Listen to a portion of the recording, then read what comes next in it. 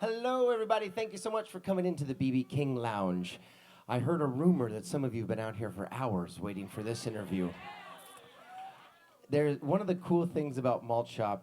Well, there's so many cool things about it. Let's be very honest. But one of the great things about Malt Shop that I love is, and I mean this as the utmost compliment, is. Someone asked me once, they're like, you do these cruises and, they're nostalgia-based cruises. They're not current stars or this star. And I'm like, yeah, but you don't understand. Two things. First of all, this is where it began, right? This is where all the music of today had to come from somewhere. And most of what is today came from this. It came from these artists and that era. So these are the godfathers and the godmothers of today's rock and roll and today's pop and on down the list. I said, and the other thing is, what would you do, I was speaking to a class of kids actually at one point. I said, what would you do if Lady Gaga walked in here right now? They're like, oh, we'd go crazy. I said, this is their Lady Gaga. This is their, every generation has their people, right? Has their people. This is that. I was like, and I just, as the utmost compliment, I say, it is so cool to see you 16 again. It's so cool to see you guys you're in here for hours because Frankie's going to be here and I'm going to be close to Frankie. And so Frankie's not here. Anyway, no. I'm joking. Obviously, he's here. He can't wait to get out here, so let's get to it. You know this man. He's the Gator. Give it up for Jerry Blavitt. My man. How about the voice and the face that keeps this cruise going? My man, Jason. Come on, a big hand for Jason. Oh, you got the book. In the book, I talk about my hometown called South Philadelphia. We don't say Philadelphia. We say South Philadelphia. And when you grew up in South Philadelphia, you were from a neighborhood, and everybody knew everybody in the neighborhood. You knew the racket guys, you knew the number writers, you knew the loan shark, and you knew the entertainers. And you knew the priests that belonged to a parish, St. Monica's, St. Thomas, the Epiphany, all of these places.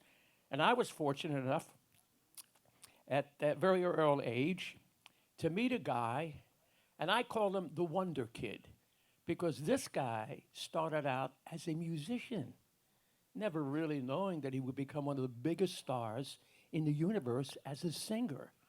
Ladies and gentlemen, without further ado, may I present to you the boy wonder, Frankie Avalon.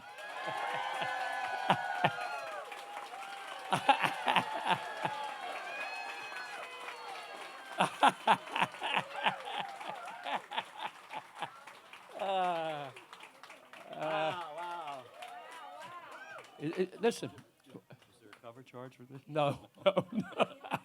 Listen. Right. Look at this. Look at this. A boy wonder. Let me ask you a question. Yeah. Is this the Alhambra Theater in South Philadelphia? One Saturday afternoon, right? Yeah. Or the Broadway? Hey, I got a lot of friends here. Look. Right. I know, yeah. Get your microphone. Come here. You got your own microphone. Come here. Oh, hello. Hello. Well, hi, everybody. It's nice for you to show up today. Janice is here. I got a lot of friends here, too. Hava? There you are. Hava Nogela. That's my good friends, producers. The picture that we did, Papa, with Oh, yeah. Paul Servino and Margaret. We just did it not too long ago. Right. Who else? Is John Mason here? Hey, John!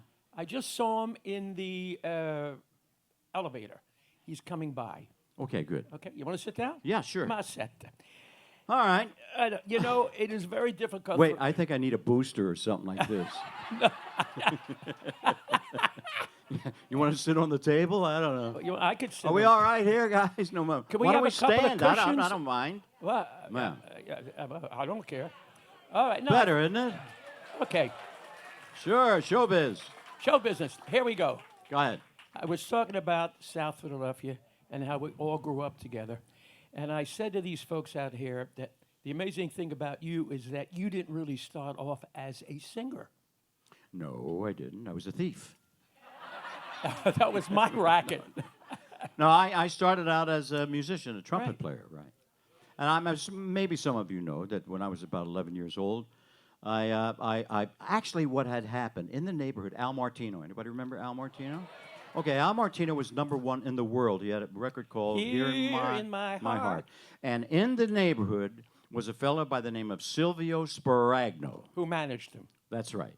And they were throwing a big party. They were so proud of him. And we lived in these little streets, you know, with the row houses. And they were honoring him.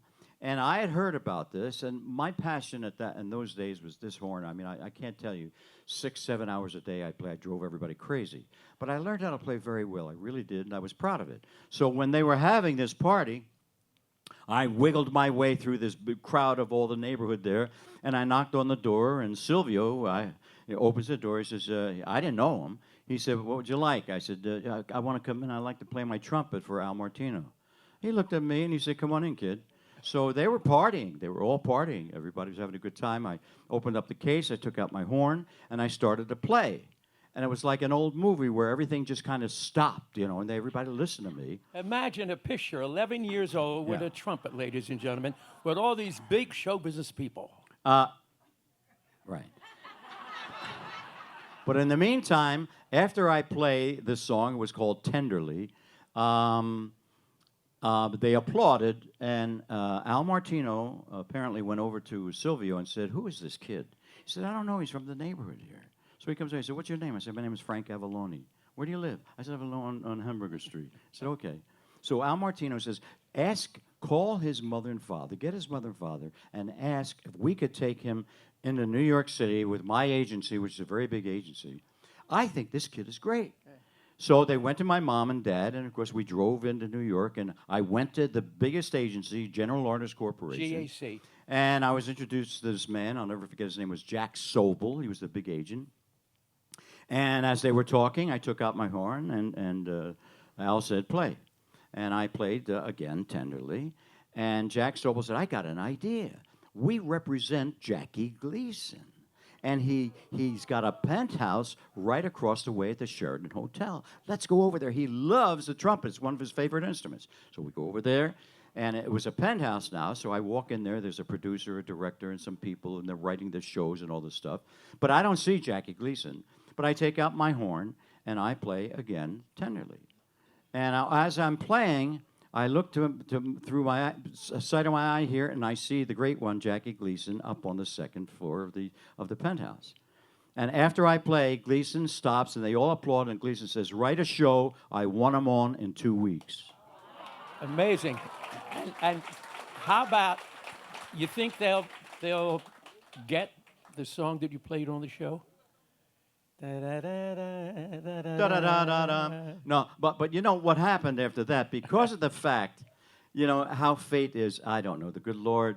But after that show I did, they got a lot of fan mail about me playing. And if you look at YouTube, I think you could find it somewhere. The Jackie Gleason Show, Frankie Avalon playing trumpet. So they called again, Al Martino and Silvio Spragna, and said, does he do anything else? So Silvio says, yeah, he tap dances. Well, I never tap danced in my life. But I said, hey, I'll do it, you know. So I went, and there was a guy from our neighborhood. Huck. No. Yes, it was Hucklebuck. Huck. Right, Hucklebuck, right, who traveled with me later. And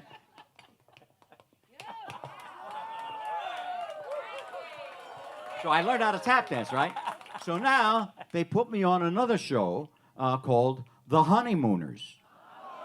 So I'm on The Honeymooners, and Ralph Norton, you know, come on, we got this kid here, this is from the neighborhood, we got to hear him play this trumpet, and he tap dances. And I did Blue Skies, which was another song I did.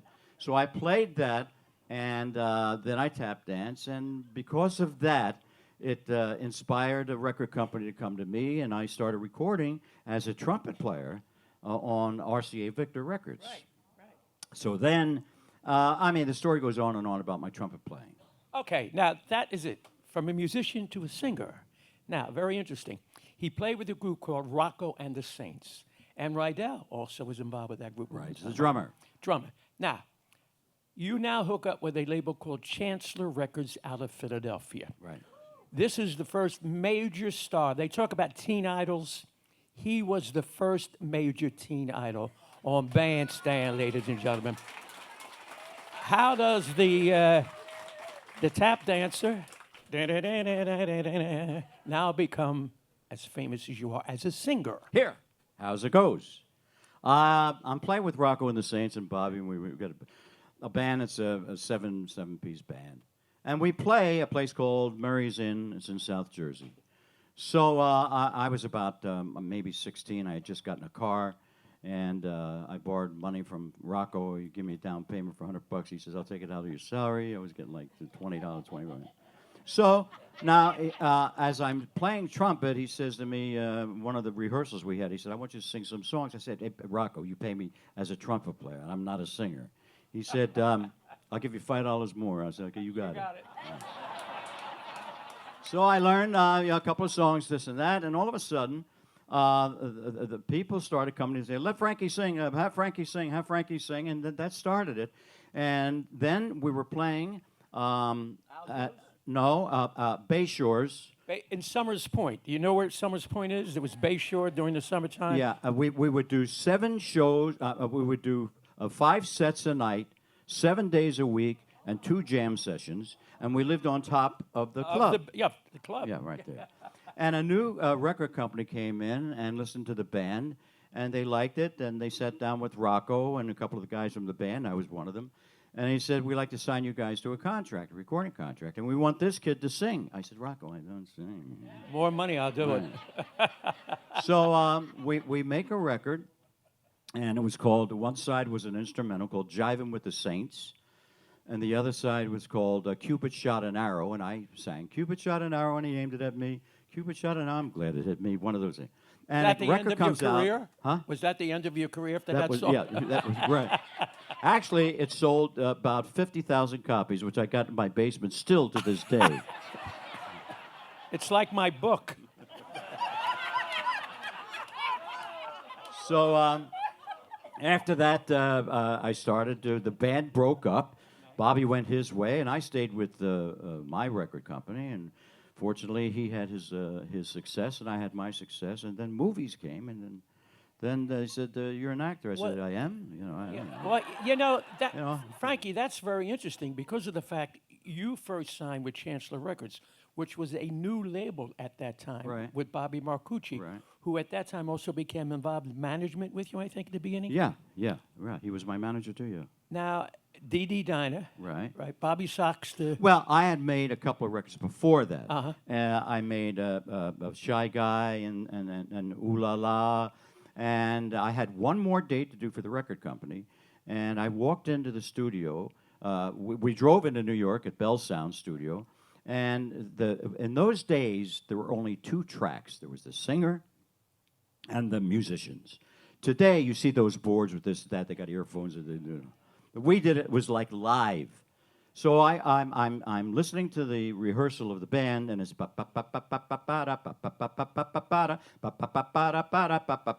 so I'm listening to that, and I'm on my microphone. I'm going, "There is no girl that is finer than my record." Now the producer, Pete DeAngelis, says, "Frankie, what are you doing?" I said, "I think it's so much staccato that just having fun with it." He said, "Let's make a few takes." I said, "Are you kidding?" He said, "No, let's do it." So, bing, bing, bing, bing, bing, bing. I love my dine dee dee dine now through my nine. Everybody thought it was holding my nose. No, I sang through my nose. So I said, "Love my dine dee dee dine, love my dine dee dee dine. There is no girl that is fine." And so I like that. Now, I had to do a follow-up, the same nose job. Gingerbread, gingerbread, gingerbread, ginger, So that really started it. And then I did some ballads. And then all of a sudden, we went to Boston. And there was a Mechanics Hall. Anybody remember that? And my manager, Bob Marcucci, went to Joe Smith and Arnie Ginsberg. You know Disc that? Woo, woo, jockeys. woo, woo. You're right. Big disc jockeys at that time in Now, Boston. what happens is my manager says, "Can you put this kid on? He's brand new, but I think he's got a career." He said, "We have no more room for it. We've got Jerry Lee Lewis, Fats Domino, all these other acts." He said, "Well, just put him on." He said, "I have no money for this." He said, "Don't pay him. Just don't pay him. Just put him on." He bought me a $12 suit out of Irving's. Right. Irving's in So I Philadelphia. got this $12 suit, and I'm on, and I go out there and I sing whatever the song was at the time. And we walk out of the stage door there, and there's about 50 girls. And they say, "Could we join your fan club? We going what? My what? My what?" So that started. So my manager Bob says, you know, I think these kids like you. I said that'd be great, you know. So that's how that started. You know. Well, you look like one of them. You see, that was the secret of Frankie. He still looks like a young teenager. Do you agree? Well, when you're 72 years old, you know it's not too bad. Wait, aren't we both the same age? Plus 10, yeah. Yeah, right. I didn't want to think something happened. Now, along comes a song called Venus. Ah. Yeah, that's a great story too. Let's see, I'm at home, and I knock on a door, and I open the door, and the guy says, "My name is Ed Marshall. I'm a songwriter. Could I play a song for you?" I said, "Sure, come on in." Comes in, he sits down at the piano, and he starts playing this song, Venus. I looked at him, I said, "Wow, that's terrific. Can you play for me again?" He played it again. I said, "Has anybody heard this song yet?" He said, "Al Martino, believe it or not, Al Martino heard it. He said he doesn't want to do it. It's too much for an album. He doesn't want to do it." I said, I called Pete DeAngelis, this is my other producer there. I said, "I got a song." Philly was the record company. So we go there, and he plays it. And Pete, this is very interesting. Pete DeAngelis, who is my producer, he records me. He says to the songwriter, "I love it, but can I make 2 changes?" So the songwriter said, "What do you mean?" He said, "I'd like to make a change in 1 note and the end of the song." So Ed Marshall says, "Like what?" He said, "Well, you wrote da-da-da-da-dum, ba-da-da-da-da-da-da-da-dum." He said, "I'd like 1 note, ba-da-da-da-dum, ba-da-da-da-da-da-da-da-dum." So Ed Marshall said, "Sure, that's okay." He said, "What's the second one?" He said, "At the very end, you know, when you say, make my dream come true." No, "as long as we both shall live." Pete says the songwriter had make sure we live. He said, "I want to change it to shall live." The songwriter said, "Let's do it." I go to New York. I learn the song in the back of the car as we're going, and we get to the recording studio. After I hear the playback, I said, I love this song. I stayed there till 4 o'clock in the morning. In those days, he had an acetate. And I stayed there till 4 o'clock in the morning. I didn't sleep. We drove back. I had a hi-fi set. We put it on there. I was just so ecstatic. I said, this song, I just feel this song is going to be a smash. It came out 3 weeks later. It was number 1. Number 50, 15, 1 for about 11 weeks. You know, listen, that's a great story, which is a true story. But do you remember when we were with Connie Francis and you told the fact that you guys were in New York City and she didn't have a hit, and you didn't have a hit, right? And you were driving someplace and you said, if this record don't make it, I'm out of show business. Yeah, and she said the same thing. Yeah. And we took it because we went to see Pat Boone's April Love.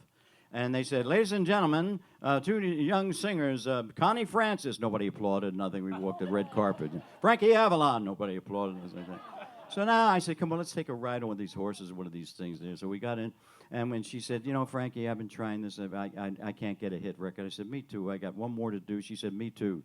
And who's sorry now was her thing. And her father, nobody wanted her to do that, remember? Because it was 1932. She said, you want me to do a song from 1932? My career's over already. And she did it, like you did Venus, and number 1 all around the country. Yeah. But you know what also amazes me? Here is a South Philadelphia kid. Monday you had soup. Tuesday you had spaghetti. Wednesday you had pasta fagioli. Thursday you had macaroni. Friday you had fish because you can eat meat because if it's a sin. Saturday you had meat, everything. Sunday la braciole. This is a neighborhood kid who grew up in a neighborhood. Now you go to Hollywood. Is that a shock? It sure was. I'll tell you, I'm an actor all of a sudden. So they put me in a picture because Warner Brothers said to the record company, my manager, you know, this kid's got a big following. We should put him in a major motion picture with a big star, and it was Alan Ladd at the time, and we'll bring in young people. So he signs me to a picture, and I go to do this thing. And my first day, I was nervous, but you know, you don't just ever show nerves. You could be shaking like this, but you never show. So as I'm walking the first day of the set, I'm walking on. I just say hello to anybody. The horse. Hi, how are you? Hey, is Alan Ladd here? Yeah, he's down there. Hey, how are you? Is Alan Ladd here? Yeah, he's down there. Is Alan Ladd still? Is he down there? Yeah. So now I see, and I say, is Alan Ladd? He said, that's him right there. And I look, and he's like this. He had the flu or something. He was throwing up. Yeah. So that was my first introduction to my first picture.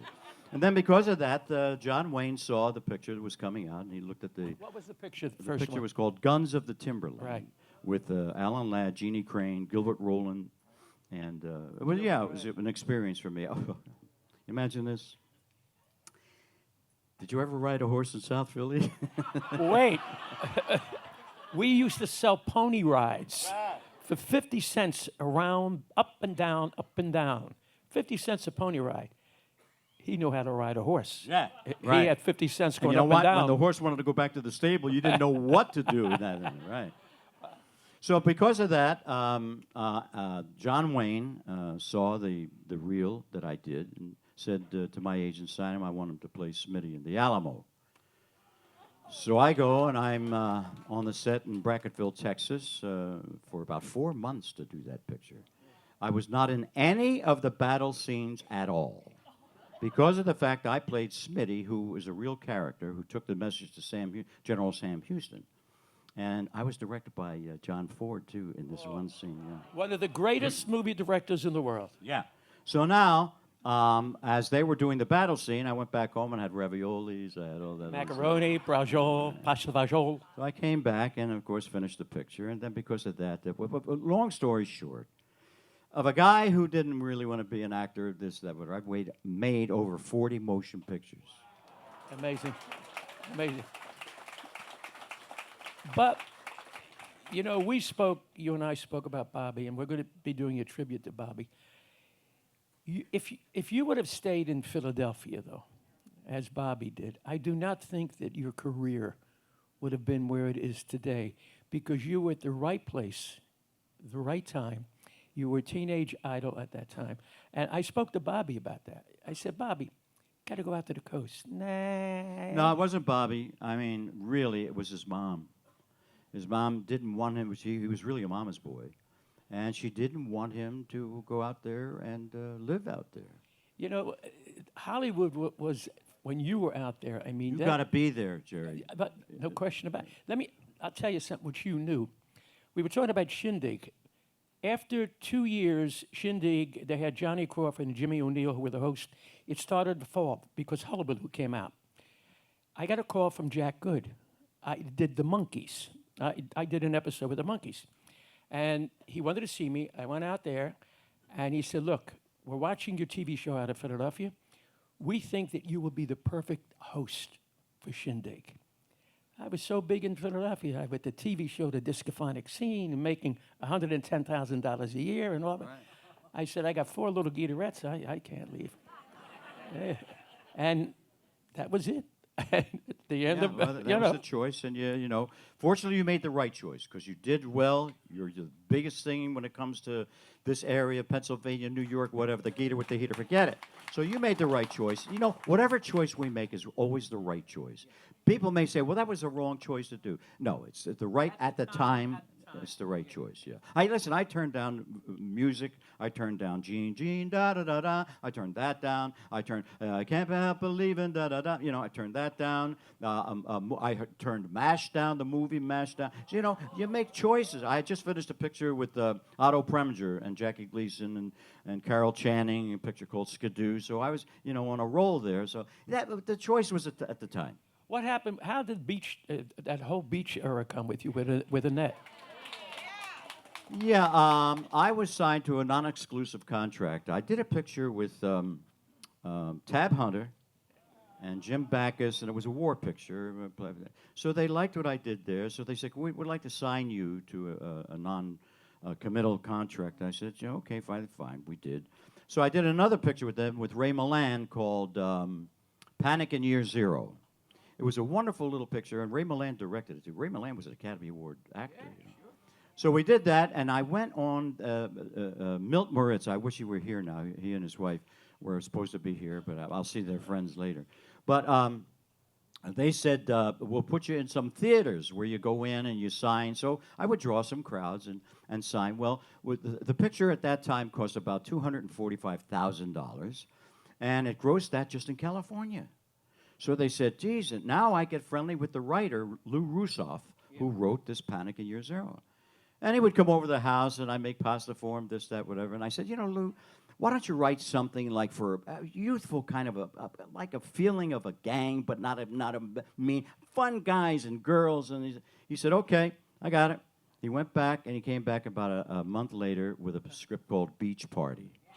So I read it, and I said, who's going to play Dee Dee? Who's going to play opposite me, the lead? Annette Funicello. M-I-C-M-O-U, M-I-C. So that started it, and I knew from the very beginning, the first shot. First of all, we had a great director, Bill Asher, who created Bewitched, and it was just a wonderful, talented guy. He wrote as a 24-year-old all the I Love Lucy shows. That's how good he was, right? So he had a great sense of humor.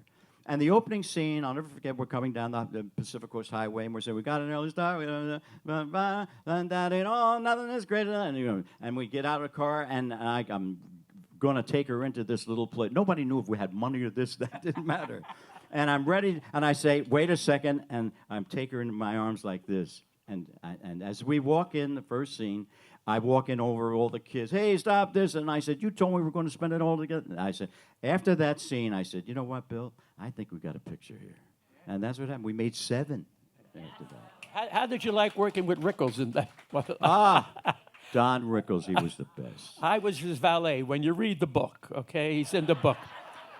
The book is great, by the way. Thank you, Frankie. But Don Rickles began, his first gig was in Philadelphia, the Celebrity Room. Right. Which was a comedy club. He really studied acting. Oh, yeah. Don He was a Rickles. fine actor, yeah. He did a movie called Run Silent, Run Deep with Clark Gable and Burt Lancaster. Right. So he wound up in your bikini movies. And was thrilled to get the part. Yeah, tell him about Because that. he was working at the Sahara Hotel in Las Vegas from the shift of like 4 to 11 in the morning or whatever. So that's where he got all those lines. Hey, ya hockey puck, all that stuff he would do because everybody was drunk and, And that's where he got his style. We had so much fun. Can you imagine being with Don Rickles? We did 3 films together. Don Rickles, 14 hours a day. When you were in Philly, you and I called Don. Do you remember that? We called him. He was in Malibu. So he didn't answer. He called me back. And next year I'm going to play the tape. He said, you and Frankie Avalon, get over it. He's got no career. Your career's over. What are you bothering a guy like me? I'm a big star. I'm telling you, leave me alone, Dieter. Tell Frankie to go get another movie, because it's not going to happen for him, and your career's over. I got to play that. I'm going to get you the tape. Oh, no, I get a great story. So I take Don to play at a golf course that we're playing golf. I'm a brand new golfer. He was a brand new golfer, but I belong to this nice club that Howard Hughes belonged to, all this other stuff. So it's a hot, scorching day, and I lived right near the golf course there, and my wife was pregnant for, I think, the second or third, well, it may have been the third. You got so many kids, you forgot? How many kids you got? 9? 8. So now, as a matter of fact, we're just married, and we just bought this house, and she's in the other room with a big tummy like this, and it's hot right this. So we walk in, and Don says, you got something to drink to me? And he hears my wife say, don't drink my tab. So now, we don't even have any furniture in the house. We just moved in where they're good. Now, time goes by. He becomes a big star. He's playing Miami. I'm playing the other. Eden Rock, I'm playing the Fontainebleau. Right? I go see him. He says, ladies and gentlemen, with a picture, I'd like to introduce Frankie Avalon. Frankie, stand up, take a bow. So I stand up like that. He said, Frank, I just read in the paper where your house was robbed. He said, of what? He said, the man lives in poverty. And he's got the German wife with the boils on the thing. Don't drink my tab, you know. But you know something that they never knew? We knew Don intimately. He was the nicest human being. He was not what he was on stage. Oh, sweet. Gentleman, sweet. I mean, absolutely. That was show business. Yeah. He is show business, ladies and gentlemen. Do you Well- agree? You could feel it. You could see it when he moves, the way he's on stage. The Well, listen, career. thank you. You want to sit? Huh? I got to work tonight. You know.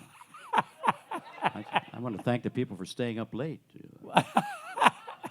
Let me tell you, is there anything that throughout the entire years that you would have loved to do, that you wanted to do, that you didn't have the opportunity to do? I can't think of any. Are you kidding? This life of mine? God bless. Jesus, I can't tell you. I thank all of you. Forget just my career. Let me tell you something. I've been married this coming January 60 years, my wife and I. I beat you. I've been married 63 years, 63. Look at this. Yeah. separated 48. Oh. And he knew my wife, Patty, Patty, and, yeah. and the Guitarettes. And Right. man, but But you know, but what I'm getting to, Jerry, is that my wife is a gem. I mean, she is absolutely amazing. Without her, I wouldn't be here. Believe. you to do what you got to do. Yeah, but I mean, 8 kids in 10 years. I'm telling you, this woman today, she's just and gorgeous, beautiful. She was Miss Rheingold. Tell her who she is and tell her who her sister is. Okay, my wife's sister Gretchen was married. He passed to Michael Wayne, who was John Wayne's son. So we're very friendly with the Wayne family, and the Duke used to come to the house. You know, he had a special car made for him because he was, it's amazing. He was 6'4", 6'5", but he was all torso. He had an inseam. If you guys know inseam, you guys know of a 30. So he was all, like this, right? And they made a car for him a bubble, so where he gets his head like that. And he would wait for me, his son, and this, and we'd come in. Well, what do you say, kid? How's it going? Is it going good? Well, all right, boy, you're doing good. So he was. It was great to be a part of that family too. Yeah. You think about those wonderful days from South Philadelphia to Hollywood to the Malt Shop Memories Cruise. And this, you guys, really, you are the last of what show business was. We talk about young people today. This man, throughout his entire career, learned from watching other performers. You learned and you did. Today, young people don't take time to watch. That's a very good point. First of all, the young people today are talented. These kids can sing, they can act, they're really good. But there's a different direction. They give them the responsibility of headlining or starring in a motion picture to carry a film. That's very difficult when you've got so much competition. When I started, I made a lot of films. I didn't go into starring Frankie Avalon right away. That took a lot of time. I was with Alan Ladd, I was with John Wayne, I was with Robert Wagner, on and on and on. I was third bill, fourth bill, and that's how you learn. I would sit by the director's chair and watch the director. I would watch the actors, and I would watch how they worked and this and that. And that's how you learn. We had mentors back then. You were talking about John Wayne, who took a liking to you. You talk about Alan Ladd, who took a Ray Milland. These were major stars. And you know something about show business? It's like with Sammy. We became friends because he saw something in me. He said, man, you're like the little white me. That was 1954. So from that day on, we became friends to the day he died, May the 16th, 1990. He was just 64 years of age, throat cancer. You see. What a talent. Oh, my God. But a human being, a guy. Oh, yeah, very giving, very giving, yeah. All those guys they really were. Robert Wagner was wonderful to work with, and Natalie Wood. Oh, yeah, sure. Frankie, as we look back, and I said it just a moment ago about the wonderful Malt Shop Memories people here, the show business that you and I knew, even in Vegas today, it's not the way it used to be back then. It's all completely finished. There's no more record business. We talked about that on one of the things that we did here. I have no idea where it's going other than what we've got here. Well, you know, what's amazing is when I had all my hit records, and a lot of them, 30, 40, and whatever it was, and when I have number one, I had very difficult to have a number one record, and I had two. I was very fortunate. I had Venus, and I had a song called Why. I'll never let you go. Why? Because I love you. So I had two number ones and a lot of other hits like that. Today, and you know what? When my records were number one or number 5 or number 10, this country knew it because they played it on the radio. And everybody knew the songs. Everybody could sing the songs. I'll bet you if we ask anybody what's number one today, I have and not no just idea. not just this crowd, not our generation. I'm talking about. I don't care what age. I don't know what's number one, and I don't know what the longevity is going to be. You know, I wish John, is John Morris here? John, are you here somewhere?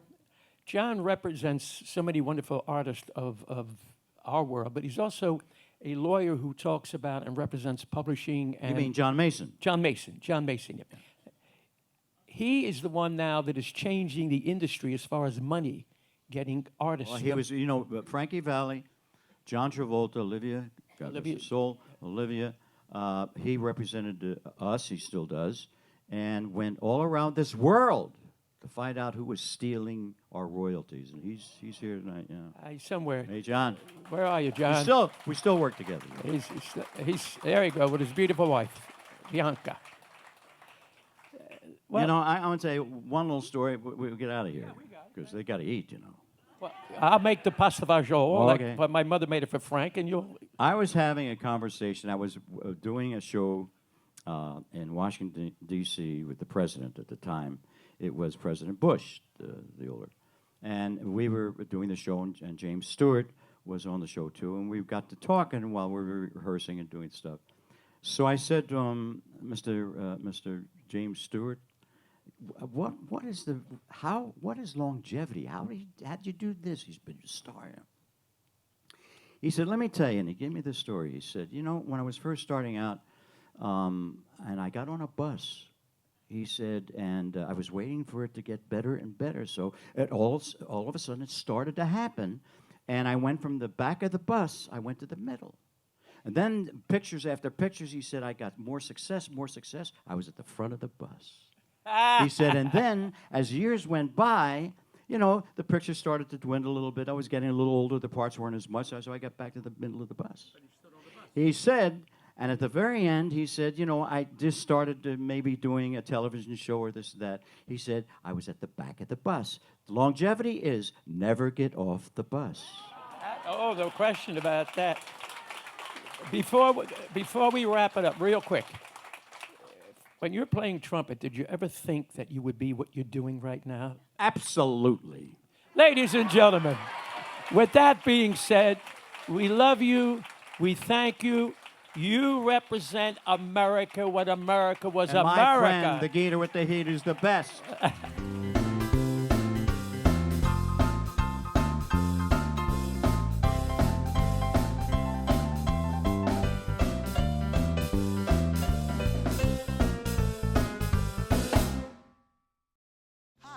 I'm Little Anthony from Little Anthony and the Imperials.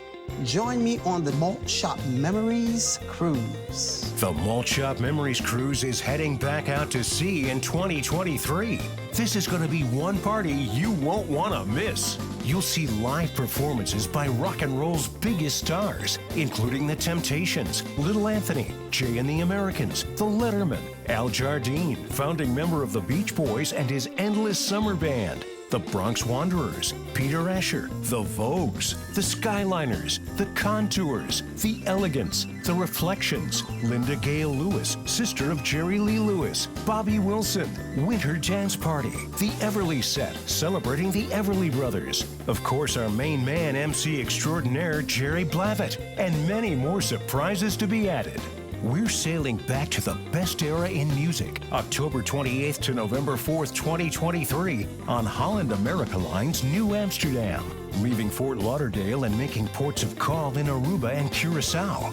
Pack your favorite poodle skirts and Letterman jackets and get ready to relive your favorite memories while creating unforgettable new ones.